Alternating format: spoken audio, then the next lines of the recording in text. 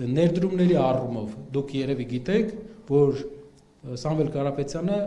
մեծ կապիտալ ներդրումներ ունի եվրոպական 4-5 երկրներում, որոնք համեմատելի են անգամ այն ներդրումներին, ինչը կա, օրինակ Ռուսաստանի Դաշնությունում, մյուս տարածաշրջաններում։ Շատ ներդրումներ, շատ պրոյեկտներ մենք ունենք։ Պրոյեկտներից մեկում այդ տան հետ կապված, դա տուն է, որտեղ որ մենք ներկա ենք եղել ենք տան հետ կապված այդ պրոցեսները ինչ որ գնում է, հնարավոր է երկու երկրների միջև, այդ երկու երկրների միջև պրոցեսների շրջանակներում է գնում,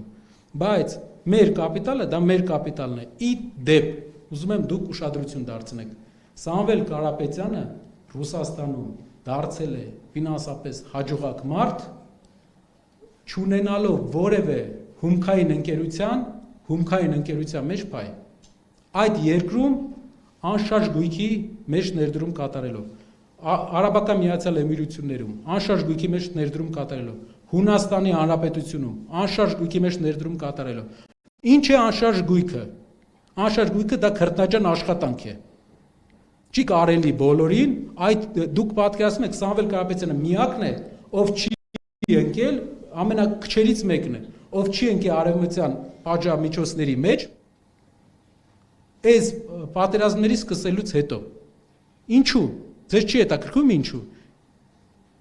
Որովհետև նրա աշխատած ամեն լուման աշխատած է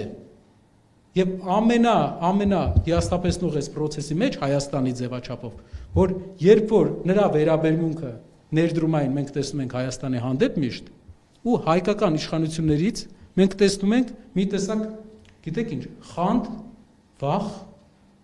չի կարելի վախենալ սեփական երկրի զավակներից։